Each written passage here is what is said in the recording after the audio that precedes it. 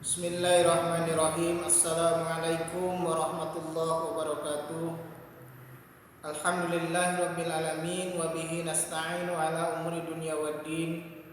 Wassalatu wassalamu ala asyrafil anbiya'i wal mursalin wa ala alihi wa ashabihi ajma'in.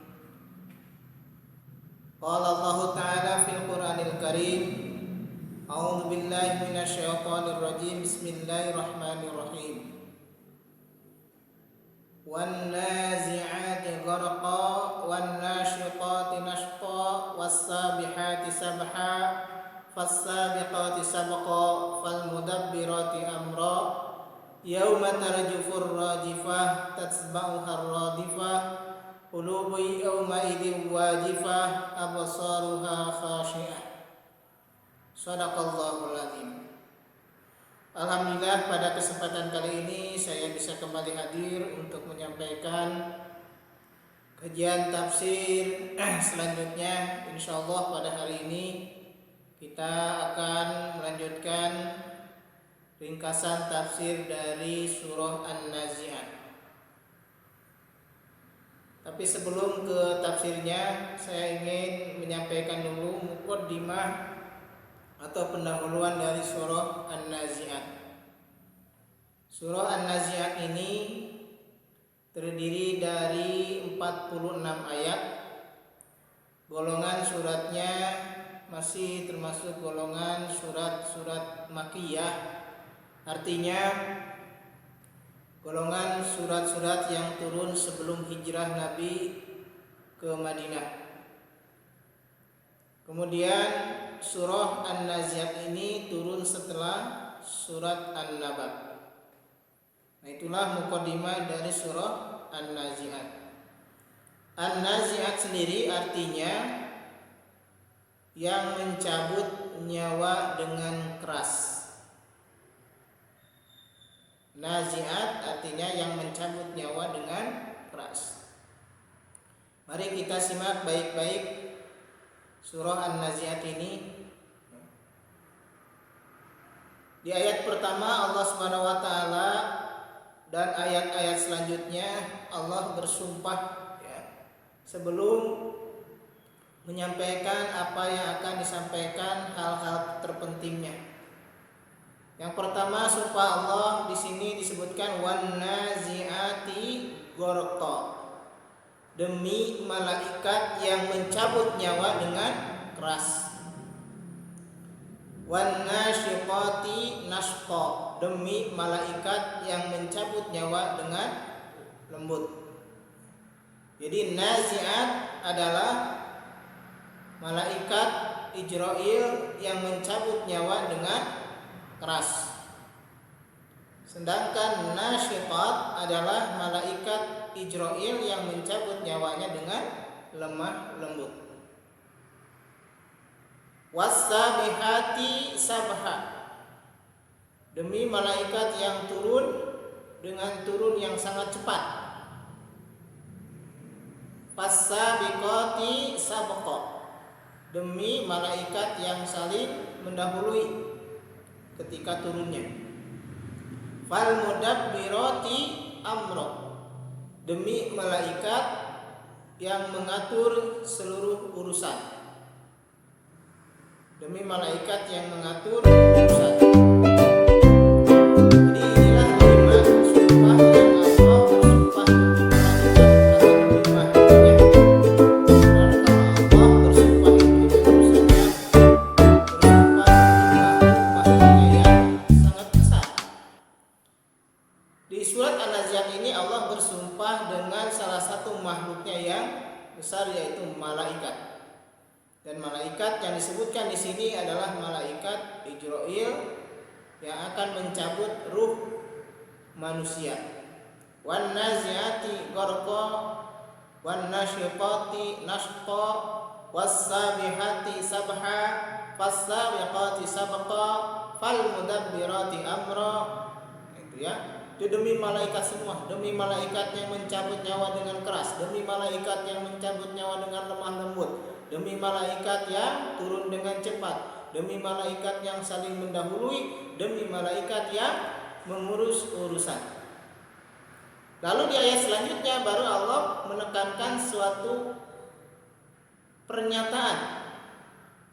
Setelah Allah bersumpah dengan 5 kali sumpah, ya, fal mudabbirati amro, demi malaikat yang mengatur urusan, maka poin pentingnya adalah yauma tarjufur rajifah, pada hari ketika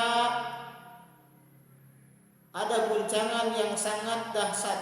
Yauma tarjufur rajifah tatsba'uhar radifah, kemudian diikuti guncangan itu dengan guncangan yang selanjutnya, tasba'uhar radifah. Qulubu yauma idzi wajifah, pada hari itu hati-hati manusia wajifah, sangat-sangat kaget. Sangat-sangat kaget. Bahkan saking kagetnya disebutkan bahwa jantung manusia itu sampai naik ke atas. Sampai di atas dadanya itu jantungnya tidak ada. Karena saking kagetnya sampai naik ke atas, ya. Qulubu yauma idzi wajifah absaruha khasyi'ah, kemudian pandangan mereka juga khasyi'ah, tertunduk, takut, kaget, ya, ketika kejadian hari kiamat. Terjadi goncangan demi goncangan. Kenapa gempa bumi disebutkan yang paling awal? Karena hari kiamat itu diawali dengan gempa bumi terlebih dahulu. Sebagaimana hadis Nabi dikatakan di dalam hadis Hudzaifah tentang hari kiamat, 10 tanda hari kiamat besar. Di dalam hadis itu dijelaskan bahwasanya para sahabat sedang berbincang-bincang membicarakan tentang hari kiamat. Lalu tiba-tiba datang Rasulullah SAW ke tengah-tengah kami. Lalu baginda Rasulullah SAW bertanya, bersabda, apa yang sedang kalian bicarakan? Lalu para sahabat menjawab, kami sedang membicarakan tentang as-sa'ah, tentang hari kiamat. Lalu baginda Rasulullah SAW bersabda, hari kiamat tidak akan terjadi sebelum engkau melihat 10 tanda yang menyertainya. Lalu Rasulullah pada saat itu menyebutkan Dukhan, Dajjal, turunnya Isa Al-Masih, munculnya Ya'juj Ma'juj, terbitnya matahari dari barat, kemudian keluarnya binatang melata yang besar dari bumi, kemudian angin lembut dari Yaman yang akan mematikan manusia, kemudian gempa bumi yang sangat dahsyat di bagian timur, gempa bumi di bagian barat dan jazirah Arab, dan yang terakhir munculnya api dari Yaman. Maka pertama kali terjadi hari kiamat, penghancuran alam ini adalah dengan gempa bumi yang sangat dahsyat di bagian timur bumi, bagian barat bumi, dan yang terakhir di bagian jazirah Arab. Itu yang disampaikan oleh Rasulullah SAW di dalam hadis dari Hudzaifah.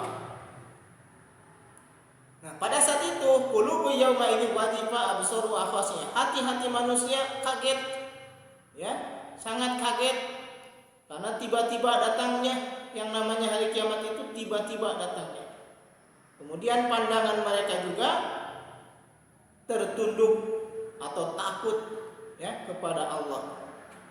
Itulah awal dari surah An-Nazi'at. Jadi secara kesimpulan surat An-Nazi'at ini berbicara tentang masalah hari kiamat.